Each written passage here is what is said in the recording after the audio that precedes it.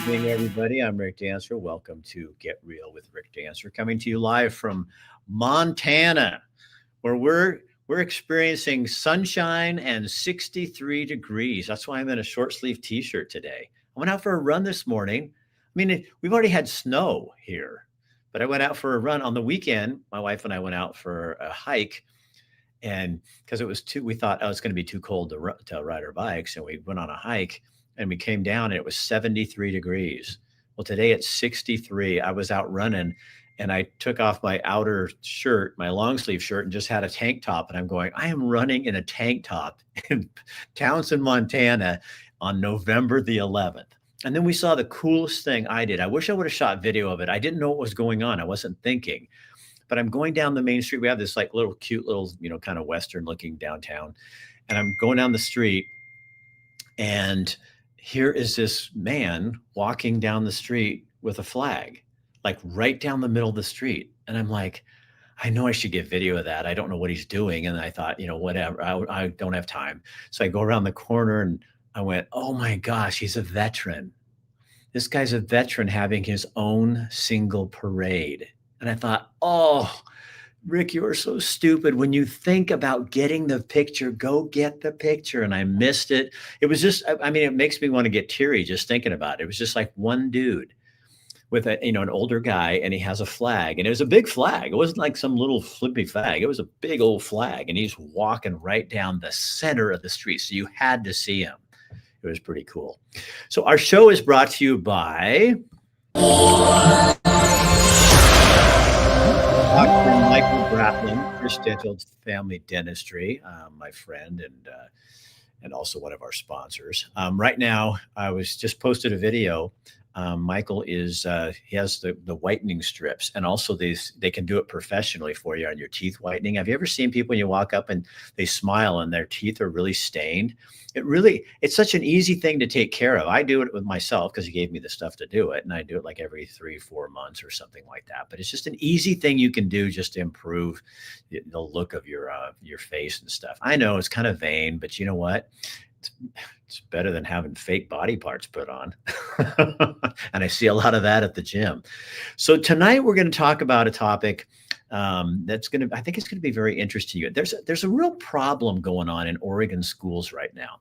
And this doesn't have anything to do with the thing I'm going to talk about right now. I just was scanning through social media, and I see where the 4J school district and the Bethel school district are both having enrollment problems since the pandemic. Go figure.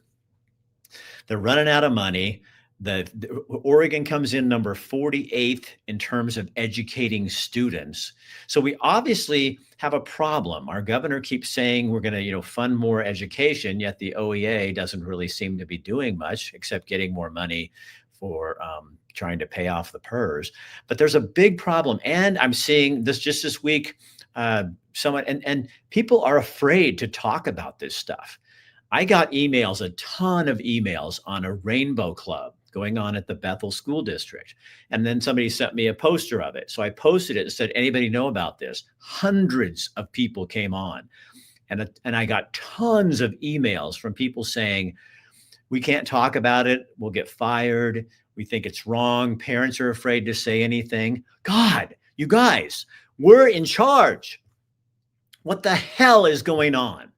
When we're afraid of our school district, we're afraid of our teachers, we're afraid as teachers to speak up, we're afraid as board members to say something publicly. So I've been trying to get someone to come on and talk about this, and nobody will. And I get it, because I know what it feels like to get canceled. I know what it feels like when you stand out and you say something. But when something is wrong, or you just have a question about it, why the hell can't you go to the school board and say, what is the Rainbow Club? What does it do? And why are you doing this? And you should be able to ask that just as much as anybody else. So the story we have on tonight happened in the South Lane School District, which is basically Cottage Grove. And it was the school nurse. And Bonnie is going to come on here right now. And Bonnie, thank you for joining us and being brave enough to talk. But you and I had this conversation the other night, and on the phone. And I thought, I know you went to the school board and you spoke publicly in front of, everybody. And I think, okay, so it's out there. I think you should talk about what you say you're seeing and what is concerning to you that's going on in terms of school nursing. Yeah, absolutely. I'd be happy to. Thank you for having me on, Rick. Oh, you're welcome. I Pleasure. think you should have a voice and people should be able to talk about this stuff. Yeah, absolutely. And I am not one to back down when I see that problems are happening, injustice is happening, and students need a voice, their families need a voice. And here I am. So when I'm asked to be quiet, or I am told, nope, we don't do that here, it does not have the effect on me that I think it does for many, which is why these problems continue to remain and will always be if we don't intervene and do something and say something, right? So what So, did you see happening? You came in, you were the school nurse at South Lane, and what was happening? What were you seeing? yeah, my role, I was the district nurse and also the high school nurse for the primary high school. And I was expected to be at the high school full time and take care of the students there. But I was also the nursing supervisor. I'm the only RN in the district, overseeing 7 schools, all of the health services, the training for all of the staff in each of the schools, attending IEP meetings and 504 meetings, interpreting doctor's orders, training and delegating. And when I came on, it was a really pretty picture, right? It was school nursing is a breeze, and here's your team, and you have a robust health team. Everything is great. But I had more information already going into it because I had not been looking for work and was introduced to school nursing during my clinical rotation for community health as part of my RN to FNP graduate program to become a family nurse practitioner. And so I got to see firsthand during my clinical rotation what school nursing was like, what healthcare was offered and what was needed, where the gaps were as part of my schooling. And during that time, I was asked if I would be interested in taking the district nurse position because the district nurse at the time was asked, or he was trying to resign. Anyway, my first big, oh my gosh, was realizing that there was not one single person or process for monitoring AEDs, for the pads that expire, to defibrillate someone if they have a cardiac arrest, or the epinephrine emergency medication to help with severe allergic reaction, or the Narcan to help reverse opioid overdose, to track and monitor and audit medication administration. So these are huge gaps in what is wanted, needed, required, and no one seemed to know what it is that they were required to provide as far as the school system, because they would say, well, we have a nurse, we have health care personnel, so we must be good to go. None of those healthcare personnel had ever been asked to provide their CPR or first aid certifications, their licensure, if they were LPNs, their CNA certifications for our newly hired certified nursing assistant. Myself as the district nurse, I could have come in and said, yep, I'm a nurse, and never have been licensed. So I took it head on and came up with supplies. There was no budget. There was no sense of what we would need and how often and for what purpose and who's monitoring that. Didn't you say you told me you found like drugs you're supposed to help kids that were expired? And I mean, you were throwing out stuff that was like overdue. Yes. I spent about the first week and a half, 2 weeks cleaning out my exam room and office alone, and, a nursing manual from 1998. And we are required to provide these services with or without any healthcare professional in the school system. And that's why the policies and protocols and laws are written, for example, with immunizations. The administrator must, or the administrator will, because there is not a guarantee to have an RN or any healthcare personnel in the school system. Many schools don't have anyone, but that is not an excuse for schools to not step up and say what is needed. It's our responsibility to understand this and provide this.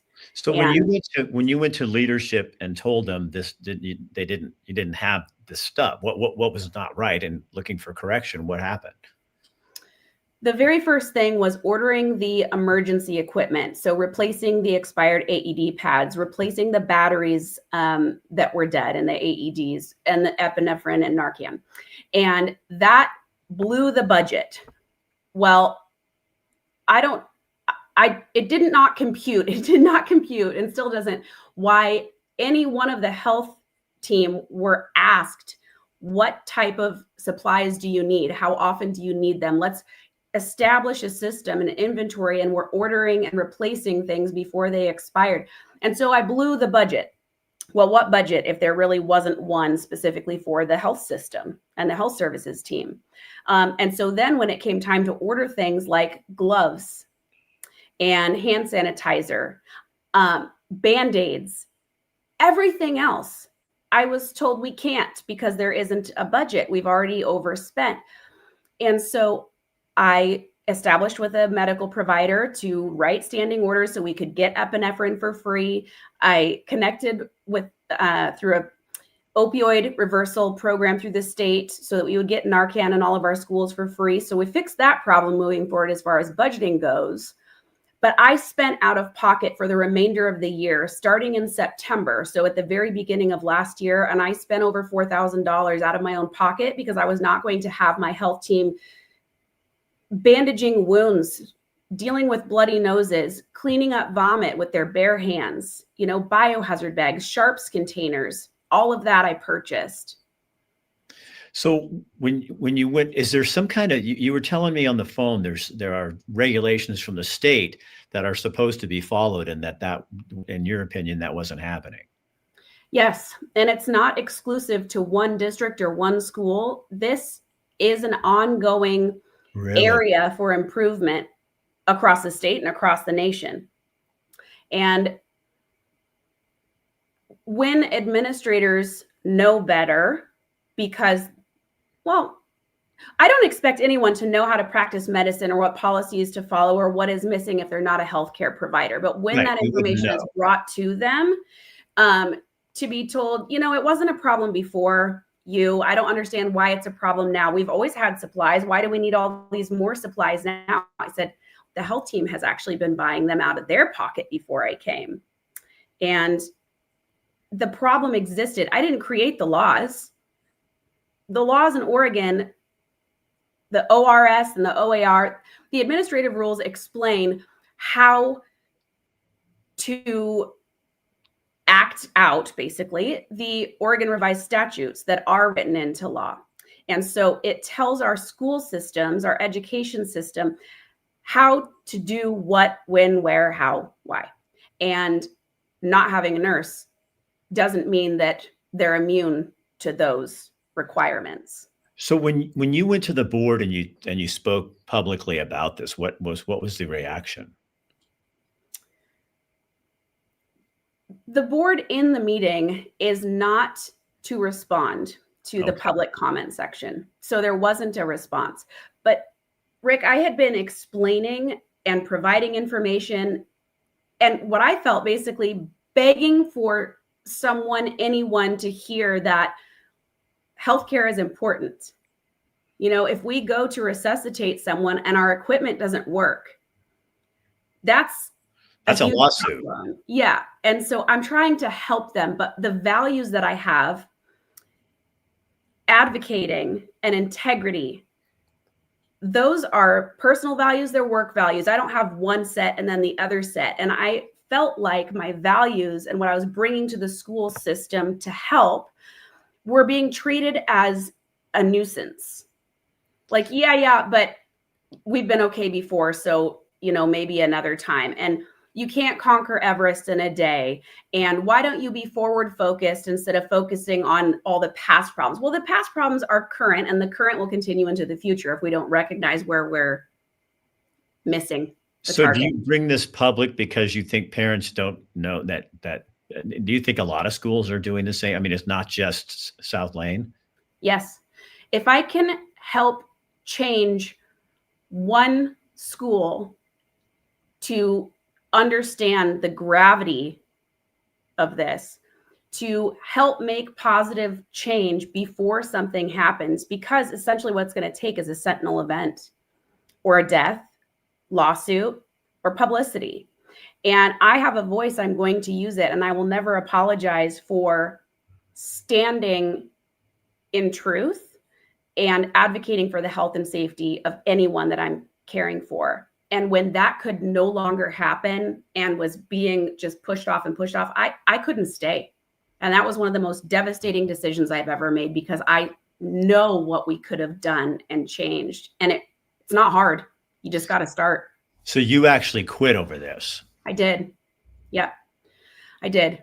Because every piece of this I had communicated clearly and multiple times.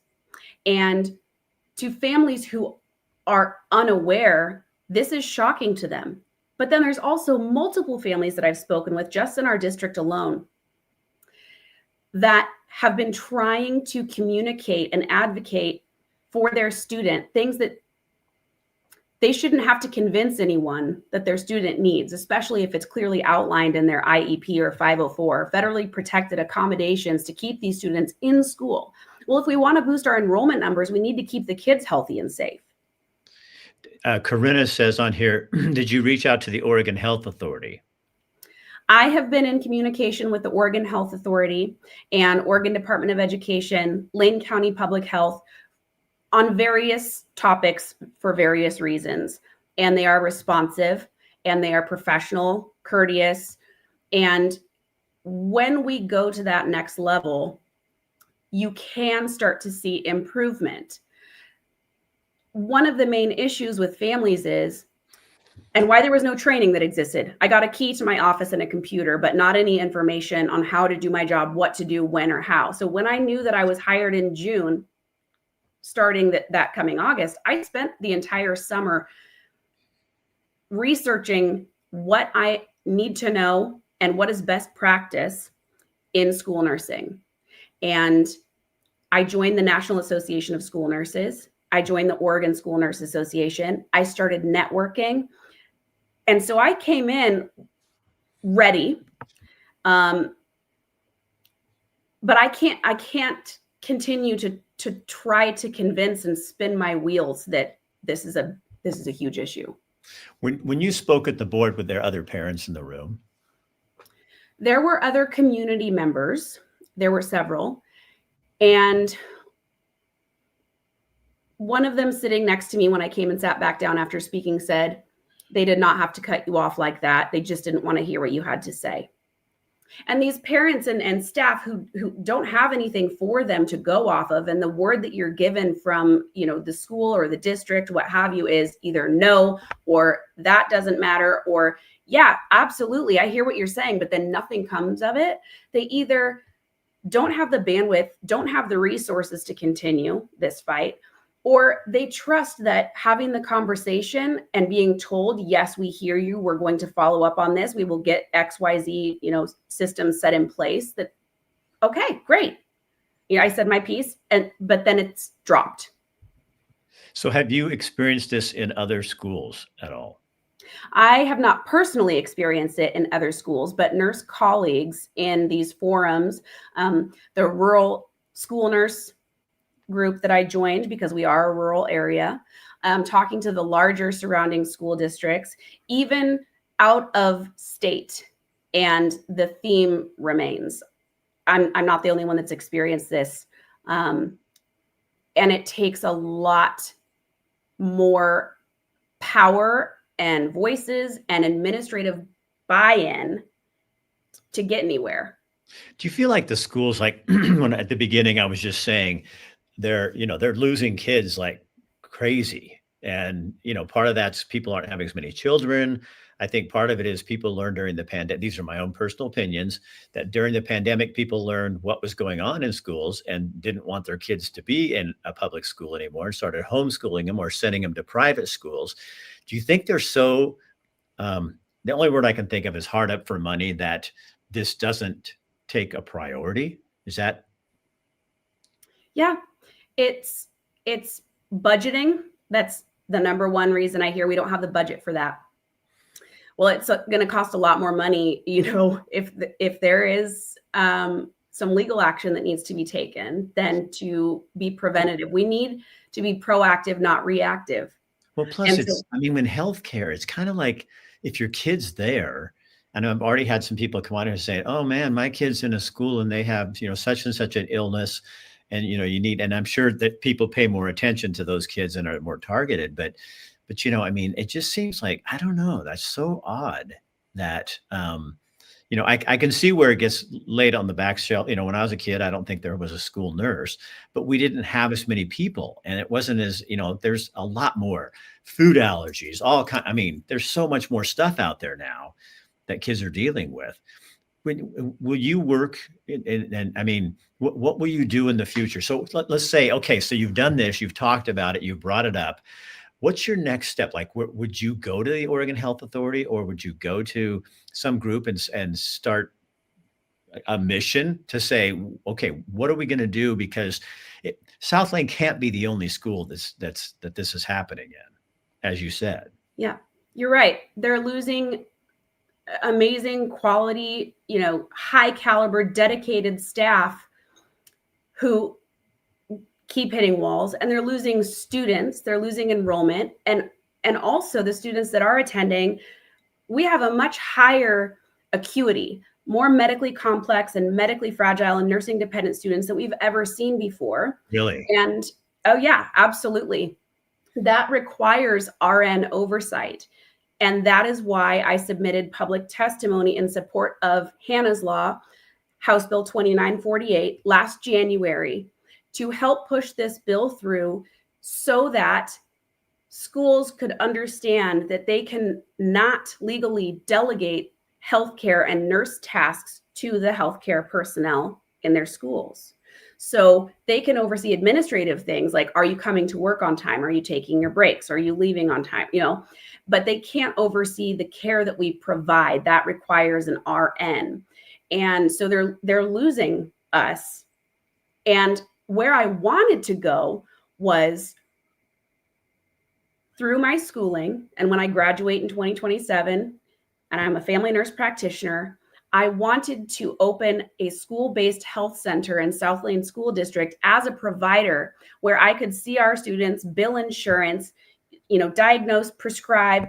Oregon's a full authority state for family nurse practitioners, so I wouldn't have to be under a medical doctor, a physician, to provide these services in the state of Oregon. And that seemed phenomenal, to give our rural community with a higher percentage of poverty-stricken individuals and families than state or national averages, a medical provider in the school.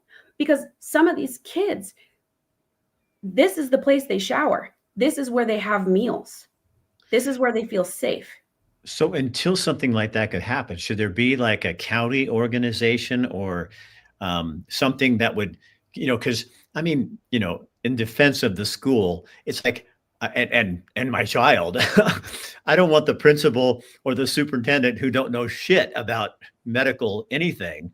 I don't want them in charge of deciding what's going to happen medically with people. You know what I mean? So Yeah. if you had an RN, but if you had, like an organization or the county or the health authority or somebody that has people monitoring that, so you can go to them and say, the school nurse, or if you didn't have an RN, you had staff that could go and say, hey, we've got stuff this Narcan is expired. So what do? The kid ODs and you give them the Narcan and it doesn't work. Mhm. And so, but somebody that can be overseeing, so you can go to somebody other than a principal and say, this is a problem. And the principal goes, well, basically, I don't even know what that is. You know what I mean? Absolutely. And the misunderstanding of what we even do as nurses in the school system. I mean, I've explained it till I'm blue in the face. I can't make somebody appreciate what I do.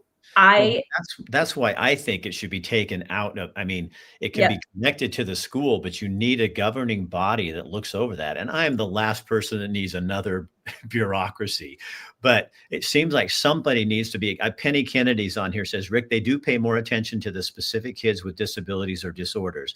However, they are still not fully equipped to deal with these kids that are on medication and have daily issues." exactly. And one portion of what I was doing is when I would have a student that's medically complex or medically fragile, requires nursing services, as I would meet with the family, I would be on their IEP and 504, either initial meetings or follow up meetings, and speak to what is required in the school system to provide that student with the accommodations to keep them safe and healthy and in school, versus if there isn't anyone who's been delegated or trained, then the student stays home. Well, we can't do that. We're required to provide what they need for health and wellness to remain in school. And so I'd meet with these families and then write IHPs, which only an RN can do, individualized health plans. So it's specific for that student, and that's interpreting the doctors and going by the doctor's orders or school protocol. That is what the team input is, usually a school psychologist, counselor, maybe principal, vice principal, the student's primary teacher, myself, the school health aide. And this isn't for every student. This is for people with disabilities, people who have other different kinds of issues that are going on. My brother-in-law is disabled, and he lives in a group home, and he has an ISP every year, and they figure out how his life's going to be managed. So this isn't like you're doing, because this could be overwhelming to some people. Going, what, every kid? No, regular students who don't have issues. That this isn't something. But even a child with diabetes, you need a plan. We do need a plan, and I can write an individualized health plan with or without an IEP or 504.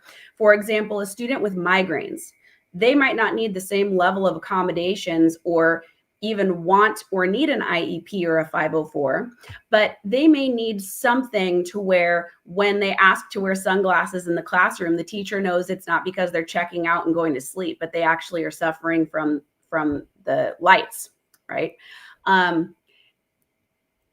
Meeting with the families, writing these plans, getting the right protocols and following the right policies and establishing them when they don't exist on our school level, and also being tasked with clerical work like immunization data collection and entry, submitting regulatory reports to the state. Oregon Department of Education is the go-to, or Oregon Health Authority, for reporting when you feel like you're not getting somewhere, right? You want to give them the opportunity when they have the right information to improve, to fix their system. And if you're hitting a brick wall, you need to go somewhere else. So what do you do now? My ethical and moral standards,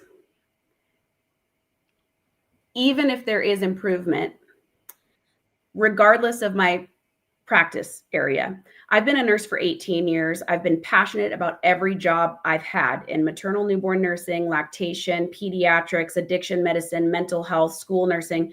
And I can't ignore or leave what needs to be addressed, what's left undone or unanswered. So I will continue to raise my voice, speak to people like you who can help get the word out. We just need to get the conversation going. We have to start somewhere. And listening to the healthcare professionals, I wouldn't tell a teacher what to teach or how to teach it or how to do their job, right? We should lean on each other with this multidisciplinary approach as a team and collaborate, not as a fight. You're here to make my job harder. We're here for the students.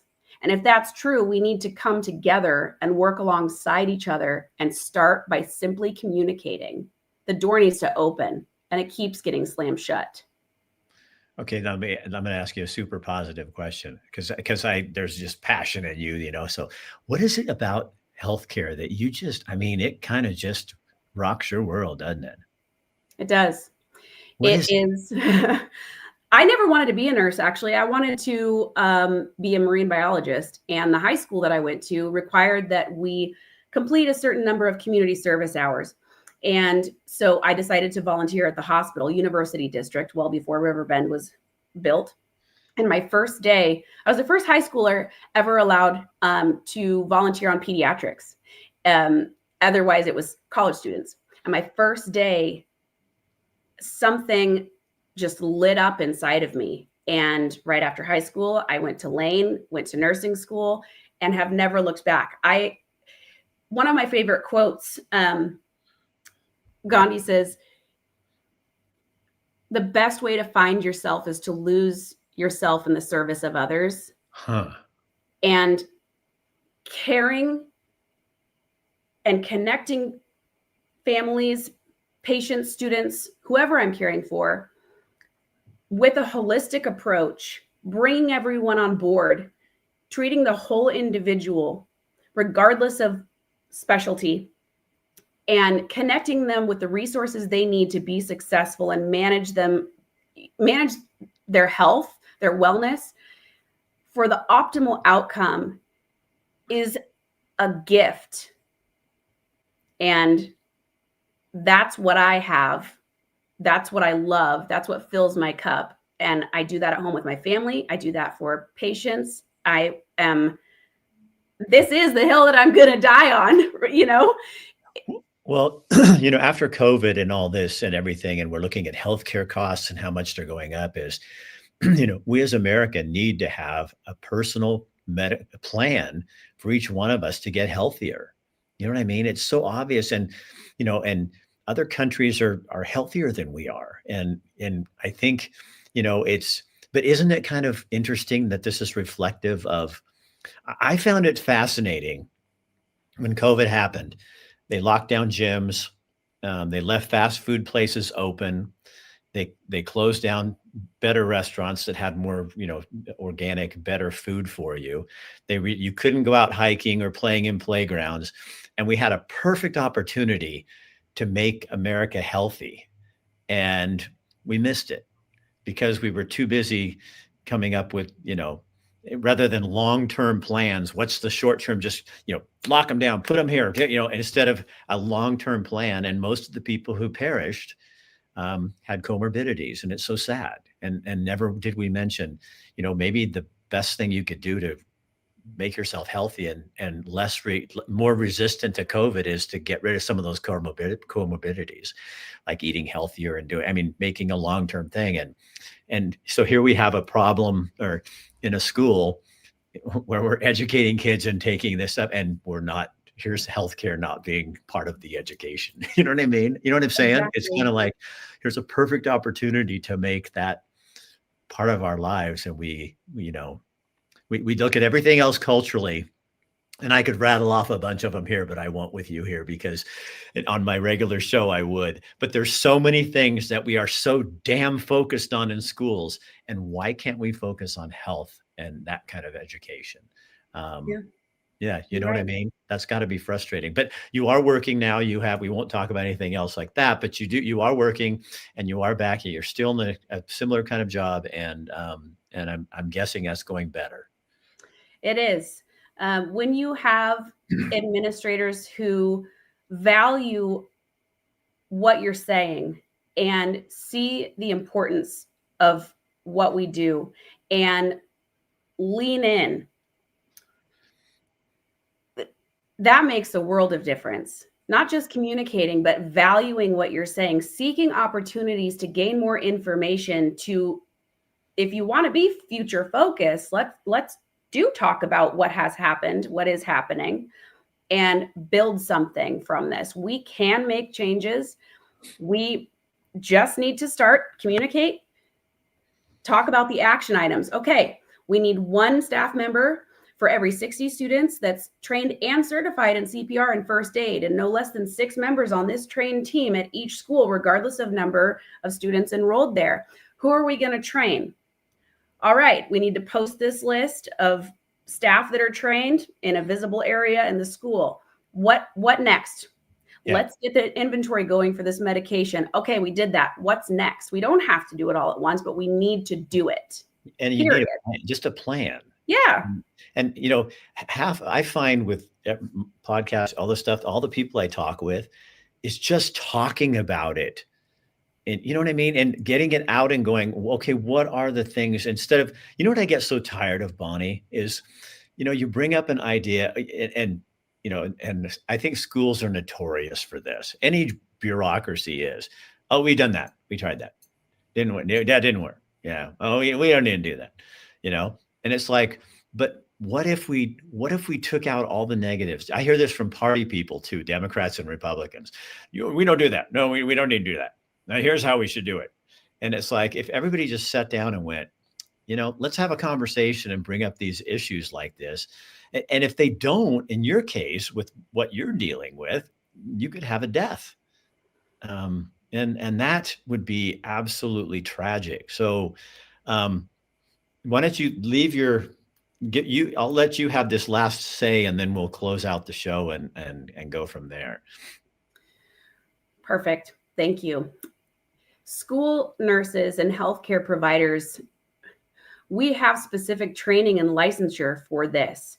And so that's why I can't leave it alone. It's my nursing license that is precious to me, that I'm passionate about. And I cannot see something wrong and say, I'm not actually going to look at that over here. Just like a mandatory reporter, you don't have to guarantee that this child is suffering abuse or adult or person with disabilities.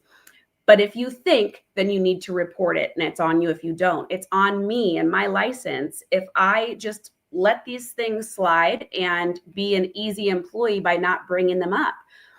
We are not Band-Aids. We are not ice packs. We are high-level critical thinkers that keep people safe in the scariest of circumstances. And one of my health aides saved a life by recognizing a small detail that could have been missed easily with a cardiac defect.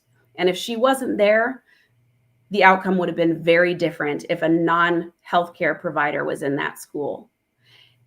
I can't say enough. No, we're not just handing out Band-Aids or giving a Tylenol. Would you want your student to go to school with an unforeseen medical emergency? Maybe they have known medical history, and the staff are ill-equipped and unprepared. Absolutely not. No. Bonnie, thank you for giving me a call and being brave and standing up and saying something. I know it's hard because it's not popular, but I think in the end the truth wins and goodness also wins. So I think Absolutely.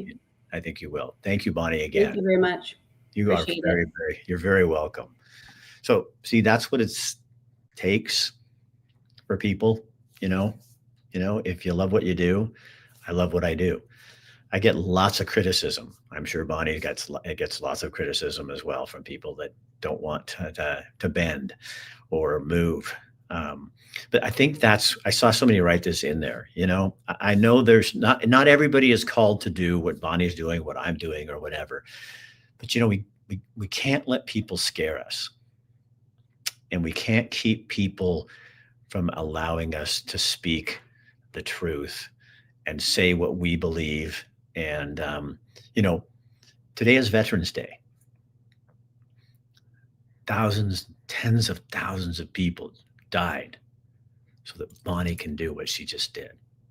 They died. They gave their life so that Bonnie can stand up for what she believes and the kids at that school. They died for you and me to be able to sit here. And I just want to say something really bad. They didn't die for tyrannical leaders to try to tell us what we can do. And I'm not talking about the school district. I'm talking about during the pandemic, what did we learn? They didn't die for that. They died so you and I could stand up and say no. And a lot of us didn't. So here it is, Veterans Day. And I'm thinking about that dude. Well, walking down the streets of my town, Townsend, Montana, with a flag, with his head held high, because he fought for the rights of you and me to be able to not be censored, not be told to shut up, not be belittled, not be lied about, but to be able to stand up and say, no, you do not get to tell me what to do. Thank you, every single veteran out there who died and fought or just fought so that we can do this. Man. Bonnie, great day to have you on the show. Now, tomorrow night, it's going to get a little interesting. More interesting, I should say. Tonight was interesting. You had hundreds of people on there. Tomorrow night, so you guys know there's this, that little gas tax that Tina Kotek is the governor of Oregon is shoving down your throats, the queen of democracy. Yeah. So she doesn't want you to vote on it because I think, dear Tina, I think that's the opposite of democracy, just so you know. But she finally signed it, I guess, on Friday.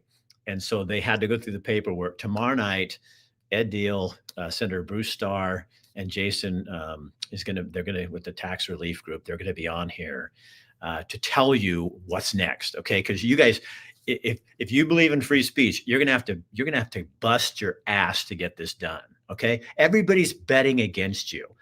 Even the governor, I think she stalled. She dragged her feet for 30 some days because she can. And then she even signs it. So now we have Veterans Day today. So the Secretary of State's office is not there, which puts it out another day. I mean, she's playing all the games. I don't know if this is for true, but somebody wrote me a little note and said that she and her partner were flying off on a private jet to Hawaii for a couple of days. So I don't know, sign the paper and off you go to on your little vacation while Oregonians try to get a voice out there. So this is going to be your chance to have a voice. But what Ed and Bruce and Jason will tell us is what the process is. They've got 1,000 volunteers. They're not hiring anybody. It's going to be volunteers, and you're going to need to listen. God, please, you have to listen because we can't keep repeating it. I cannot tell you how many times I have told people that it's not yet, it's holding off, and people go, where am I supposed to sign? You can't sign yet. But people, we have to be more organized than this. We can't just ask questions. You're like students sometimes. I know I'm being kind of mean, but you're like students sometimes when it's like, I told you to bring a pencil. Am I supposed to bring a pencil? That kind of thing. Listen and then act, because we don't have time to fuck around. I mean, we don't. You have to get on this, and you've got to get organized. They're organized, and they will help you be organized, but don't ask all the questions. Get in there and just do something. Do what they tell you to do. So that'll be tomorrow night. And then on Thursday, I think I'm going to have Danielle Bethel, another candidate who's running for Oregon governor. And she's a wonderful person. She's a county commissioner in Marion County, and you'll really enjoy her. But I want you guys to get educated on who's running for different offices. So, it's one of the biggest complaints I heard in the news business. We don't know who these people are, and it's hard to know because all you get a little soundbite from the news. So you're going to sit down and you'll listen to 40 minutes. I've had her on before, but you're going to listen to them talk, and you can hear them like the whole in context, not like cut up little pieces and stuff. So that's what we're going to do. I'll say, and yeah, Kayla, she is awesome. So that's what's ahead. So I think that's all I need to say to you. Share this on your page so other people know, because there's schools in every place that's out there, and they may want to check and find out what's actually going on with their school nurse program and what's happening with them. Because, Bonnie she was right there. She saw it. But you as a parent, you have just as much. You actually have more power than Bonnie. I mean, not than if she's a parent, not against that. But when you go to the school, they work for you. She worked for them. They work for you. So you have the right to go in and ask, what are you doing? Did you know that? You are one powerful mofo, and you should use that power. And if they tell you to shut your mouth, that just means talk more. If they tell you you're irritating, thank them. I try to be. If they tell you you're getting in the way, good, because this is the way. I'm Rick Dancer, your obnoxious host, stirring the poop, poking the bear, and you should be poking it too. It's your state. Oregon is a wonderful place, and you own it. Don't let these people run it into the ground. Do not. Good night. Share it. Be sure and share it, please.